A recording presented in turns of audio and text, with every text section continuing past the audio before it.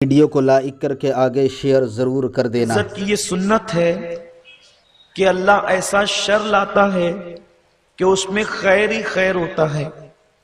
اس وقت پوری دنیا میں دو حکومتیں بڑی تیزی کے ساتھ اپنا پنجہ آزمائی کر رہی ہے۔ ایک تو ایران کی حکومت ہے جس نے ایک مکتبہ فکر کے سر پہ ہاتھ رکھا ہے، اور ایک تو سعودی حکومت ہے جس نے دوسرے مکتبہ فکر کے سر پہ ہاتھ رکھا ہے۔ یہ دونوں گویا کہ اگر میں کہوں تو اس وقت کی سپر پاور آپ اس کو کہہ لیں اسلامی دنیا کے اندر بظاہر، لیکن ایک طبقہ ہے جسے اہل سنت و جماعت کہتے ہیں، پہلے دن سے لے کر آج تک اس کے سر پر کسی حکومت کا ہاتھ نہیں رہا ہے، اور یہ ہمیشہ اپنی حقانیت کی بنیاد پر دین کی اشاعت اور تبلیغ کرتے رہیں، بلکہ اہل سنت حکومتوں سے نفرت کرنے کے معاملے میں اتنے باغیرت ثابت ہوئے ہیں کہ حضرت محبوب الہی نظام الدین اولیاء رحمت اللہ علیہ سے تغلق نے 12 عرضی کی کہ میں آپ سے ملنا چاہتا ہوں۔ آپ نے فرمایا کہ ہمیں بادشاہوں سے ملنے کا طریقہ ہی نہیں معلوم ہے، کیونکہ آداب اور طریقے تو وہ جانتے ہیں جو ملتے جلتے رہتے ہیں، ہمیں کیا ہے؟ ہمارا تعلق تو بادشاہ حقیقی سے ہے اور اس کے محبوب صلی اللہ علیہ وسلم سے ہے، بجز سرکار سر کار عالم سروکار بسرکار ندارے میں۔ ہمیں تو اس سرکار کے سوا کسی سے کوئی تعلق ہی نہیں ہے، ہم کسی اور سرکار کو کیا جانیں۔ ایک دن اس نے آپ کے معتمد اور معتمد خاص جناب امیر خسرو سے کہا، خسرو تو اپنے پیر کو نہ بتانا، وہ ملنے نہیں آتے تو میں، اور اجازت بھی نہیں دیتے تو میں خود ملنے آؤں گا، لیکن ان کو اطلاع نہیں کروں گا، چپکے سے آ جاؤں گا، لیکن تو ان کو نہ بتانا۔ جناب خسرو گئے اور کہا بادشاہ جو کرتا ہے کرے، لیکن میں تو حقیقت بتاؤں گا تاکہ میرے پیر کا تقوی سلامت رہے۔ تو آپ نے فرمایا خسرو ہم نے 2 دروازے اسی لیے بنا کے رکھے ہیں کہ جب ایک دروازے سے بادشاہ آئے گا تو ہم دوسرے دروازے سے نکل جائیں گے، ہمیں کیا تعلق۔ تو عرض یہ کر رہا تھا کہ یہ مسلک جو اہل سنت و جماعت کہلاتا ہے پیور، ان کا تعلق کبھی کسی حکومت کا ہاتھ انہوں نے سر پر نہیں لیا، اس لیے یہ اپنی غربت کی بنیاد پر، قسم کرسی کی بنیاد پر کبھی مغلوب نہیں ہوئے، بلکہ حقانیت کی بنیاد پر ہمیشہ غالب ہوئے۔ اور آج بھی 2 حکومتوں کا آمنا سامنا ہے اور ہم غربائے اہل سنت بیچ میں پس رہے ہیں۔ اسی لیے آپ دیکھیں یمن میں، شام میں جو لوگ کٹ رہے ہیں ان میں سے اکثر کا تعلق اہل سنت و جماعت سے، 2 حکومتوں کے درمیان ہم پس رہے ہیں۔ تو یہ دونوں حکومتوں کا اپنا اپنا ایک مسلک ہے، ایک ایرانی مسلک اور ایک سعودی مسلک۔ تو جو سعودی مسلک والے ہیں وہ اہل بیت کے مخالف ہیں، اور جو ایرانی مسلک والے ہیں وہ صحابہ کے مخالف ہیں۔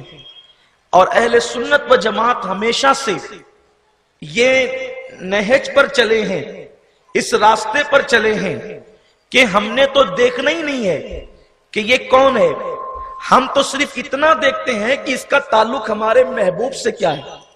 ہمارے لیے سب کچھ اللہ کے بعد ہمارا رسول ہے، ہمارے سب کچھ اللہ کے بعد ہمارا رسول ہے، بلکہ مکتوبات شریف میں حضرت مجدد الفسانی رضی اللہ تعالیٰ عنہ فرماتے ہیں کہ اے اللہ میں تیری عبادت صرف اس لیے کرتا ہوں کہ او رب محمد کہ وہ میرے محمد کا رب ہے، یعنی اللہ کی پہچان بھی، اس کی معرفت بھی ہم حضور کے ذریعے سے حاصل کرتے ہیں۔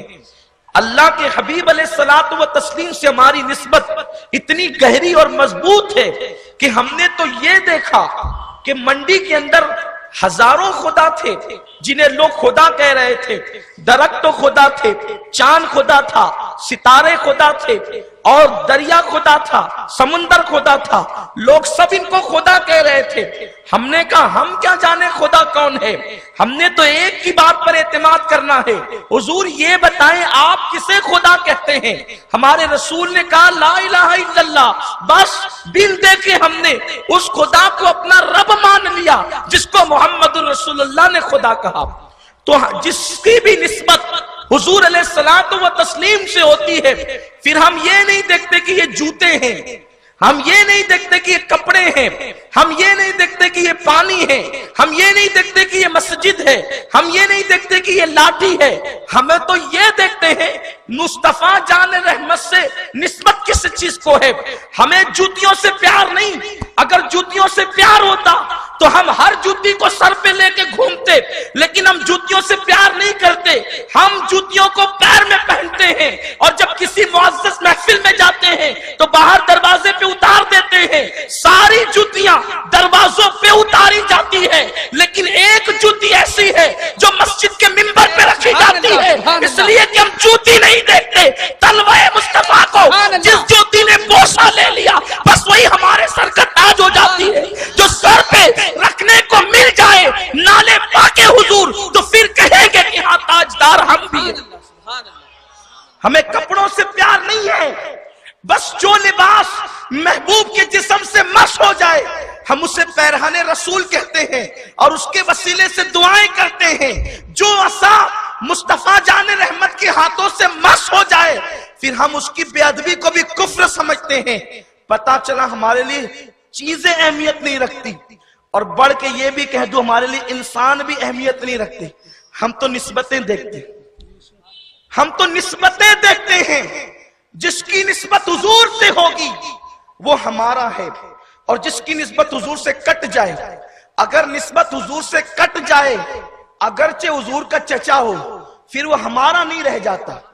ابو لہب کی شکل میں حضور کا سگا چچا ہے، خوبصورت بھی ہے، اس کی کنیت ابو لہب تھی اس لیے کہ اس کا چہرہ بظاہر اتنا خوبصورت تھا کہ سرخی کی وجہ سے ایسا لگتا تھا جیسے چہرے سے آگ کے شرارے اٹھ رہے ہیں۔ مکی ہے، عربی ہے، ہاشمی ہے، قریشی ہے، گورا چٹا ہے، لیکن بس اس کی نسبت ہمارے محبوب سے نہیں ہے۔ اس نے بے ادبی کر دی ہے ہمارے رسول کی، تو چچا ہو کر بھی ہم اسے جوتے کی نوک پہ رکھتے ہیں۔ لیکن ایک غیر عربی ہے، غیر ہاشمی ہے، غیر قریشی ہے، گورا بھی نہیں ہے، رنگ کے اعتبار سے پکا ہے، لیکن ہم اسے سیدنا بلال کہتے ہیں، اس لیے کہ نسبت حضور سے جوڑ لیے۔ تو پورا ہمارا یہ گفتگو کا ماحصل یہ ہے کہ جو چیز نبی سے منسوب ہو بس اس سے ہم پیار کرتے ہیں۔ اس کو میرے امام کہتے ہیں ہم عشق کے بندے ہیں۔ کیوں بات بڑھائی ہے؟ بس نسبت ہم دیکھتے ہیں۔ اگر حضور علیہ السلام کو نسبت ہو جائے نا، آقا کریم سے نسبت ہو جائے لکڑی کو، تو ہم وہاں بھی جا کر 2 رکعت نماز پڑھتے ہیں۔ اس کو استوان حنانہ کہتے ہیں، ستون حنانہ کہتے ہیں۔ حضور علیہ السلام سے نسبت ہو جائے اگر مٹی کو، تو ہم اس کو یوں کہتے ہیں حضور کی زبان میں ما بین بیتی و منبری روضۃ من ریاض الجنہ۔ تب آپ مجھے بتائیں کہ سعودی مسلک، آپ سمجھ رہے ہیں میری بات کو، میں بہت صاف لفظوں میں اشارہ دے رہا ہوں، سعودی مسلک اہل بیت کی دشمنی سکھا رہا ہے، اور ایرانی مسلک صحابہ کی دشمنی سکھا رہا ہے۔ اور ہمارا تو پرانا طریقہ یہ ہے کہ نبی کا جو غلام ہے ہمارا وہ امام ہے، تو اہل بیت پر ہم جان نثار کرتے ہیں اور ان کی محبت کو عین ایمان سمجھتے ہیں، اس لیے محرم میں علی علی حسین حسین کرتے ہیں۔ لیکن محرم الحرام میں لوگ جشن صحابہ مناتے ہیں، ہمیں اعتراض ہے ان دنوں جشن صحابہ منانے پر، اس لیے کہ بے وقت کی شہنائی اچھی نہیں لگتی، شہنائی بجانے کا بھی وقت ہوتا ہے۔ مثال دے رہا ہوں، شہنائی جائز نہیں ہے، ورنہ آپ کہیں گے کہ انہوں نے جواز کا فتویٰ دے دیا، ویسے میں مفتی نہیں ہوں لیکن بات مثال دے رہا ہوں۔ تو لوگ محرم الحرام میں صحابہ کا ذکر کرتے ہیں، کیوں کرتے ہو؟ میت کی تسلی میں آپ شادیوں کی حدیث کیوں پڑھتے ہو؟ اور شادی کے موقع پہ میت کا ذکر کیوں کرتے ہو؟ یہ نادانی ہے، امت میں اختلاف اور انتشار پیدا کرنے کا ذریعہ ہے۔ عظمت صحابہ منانے کے دن یہ ہیں جن دنوں ہم منا رہے ہیں۔ सहाबा का जिक्र करने के अय्याम ये है जिन दिनों हम मना रहे हैं, वरना बेटा किसी के घर पैदा हो, खुशी कोई मनाए तो वो शरीफों का काम नहीं होता। लोग जो है वो मशकूक हो जाते हैं, लोग फिक्र में पड़ जाते हैं, ये बेटा वहां पैदा हुआ, ये क्यों खुशी मना रहा है, ये क्यों पेड़े तकसीम कर रहा है। बड़े मसाइल होते हैं, इसलिए हर वक्त खुशी करने का भी नहीं होता और हर वक्त गम करने का भी नहीं होता। वक्त वक्त की बात होती है। ये अहले सुन्नत का मोतदिल मिजाज है कि हम मुहर्रमुल हराम में जिक्र अहले बैत करते हैं और जब सिद्दीक और फारूक के अय्याम आते हैं तो जिक्र सहाबा करते हैं। इसलिए कि ये अहले सुन्नत की दो आंखें हैं। हम क्या जाने सिद्दीक कौन और हम क्या जाने अली कौन। हमने तो देखा कि अबू बकर वो है जिसको नबी ने अपना सुसर बना लिया तो वो भी सर का ताज हो गया, और अली को अपना दामाद बना लिया, वो भी सर का ताज हो गया। निस्बत तो दोनों को है, निस्बत तो दोनों को है। एक को सुसर बनाया नबी ने और एक को दामाद बनाया नबी ने। बात ये, और हुजूर का हर सहाबी काबिल एहतराम। अल्लाह ने नबी पाक के सहाबा की फजीलत बयान फरमाई। नबी पाक सल्लल्लाहु अलैहि वसल्लम का हर सहाबी काबिल एहतराम है। बुखारी मुस्लिम की मुत्तफक अलैह हदीस है जिसका मफहूम ये है, अल्लाह के हबीब अलैहिस्सलाम फरमाते हैं, एक और हदीस को शामिल करके फिर उसको जोड़ के कहूं, मेरे बाद मेरे सहाबा को बुरा न कहना, मेरे बाद मेरे सहाबा को सब्बो शितम नहीं करना किसी भी सहाबी को, बल्कि फरमाया जब मेरे सहाबा का जिक्र आए तो खैर से करना, खैर से नहीं करते तो जबान रोक लेना। सहाबी का एहतराम है। क्यों फरमाया? इसलिए कि मेरे सहाबा वो हैं कि एक वक्त आएगा कि जिहाद पर कोई काफिला जा रहा होगा तो लोग कहेंगे क्या तुम में कोई नबी पाक का सहाबी है? लोग कहेंगे हाँ है, सहाबी है। आका ने फरमाया सहाबी अगर होगा तो उसकी बरकत से अल्लाह उस जिहाद में तुम्हें कामयाबी अता फरमाए। नबी ये पाक खुद वसीले की तरगीब दे रहे हैं। आका ने नहीं फरमाया कि तलवारों की वजह से तुम्हें फतह मिलेगी, फरमाया कि तुम्हें काफिला जब जिहाद के लिए जाएगा तो ये पूछा जाएगा क्या तुम में रसूल पाक का सहाबी है? हाँ कहा जाएगा तो उस सहाबी की वजह से। ये वो हदीस है जो बुखारी में भी और मुस्लिम में भी है कि अगर सहाबी होगा तो सहाबी की बरकत से। जब सहाबी बरकत वाला है तो जिस नबी की बरकत से उनको बरकत मिली है, वरना सहाबा की पिछली जिंदगियां क्या थी उस पर मेरा उन्वान नहीं है, गुफ्तगू के लिए वक्त चाहिए। मुख्तसर ये कि जिनकी पिछली जिंदगी ये थी कि वो बुतों की पूजा करते थे, यही तो थी अक्सरों की जिंदगी, लेकिन उनको बरकत वाला बनाया किसने? आमिना के लाल ने। तो जिनकी बरकत से फतह व नुसरत मिले वो हुजूर के सहाबी। फरमाया इतना ही नहीं, फिर जिहाद पर एक काफिला जाएगा तो पूछा जाएगा क्या कोई तुम में ऐसा भी है जो नबी के सहाबी को देखने वाला यानी ताबई है? लोग कहेंगे हाँ वो है। आका फरमाएंगे उसकी बरकत से भी तुम जीत जाओगे जंग। यानी सिर्फ सहाबी बरकत वाला नहीं, जिसने सहाबी को देखा वो ताबई, वो भी बरकत वाला। तो रसूल पाक सल्लल्लाहु अलैहि वसल्लम ने सहाबा की अजमत बताई और फरमाया मेरे सहाबा सब के सब नेक है। खियारुकुम फरमाया तुम में सबसे नेक है। तुम जितने नेक बन सकते हो तहज्जुद से, सुजूद से, रुकू से, कयाम से, कऊद से, जिक्र से, अस्कार से, तुम सारी चीजें कर लो, लेकिन मेरे सहाबी के दर्जे को नहीं पहुंच सकते क्योंकि वो तुम सब में नेक है। तो जो नेक हो हम सब में, तो फिर हम क्यों हजरात सहाबा किराम रिदवानुल्लाहि ताला अलैहि मजमईन को माज़अल्लाह सब्बो शितम करें। वो लोग बड़े पलीद हैं जो सहाबा को गालियां देते हैं, इसलिए कि सहाबी को गाली देने का सवाल ही पैदा नहीं होता।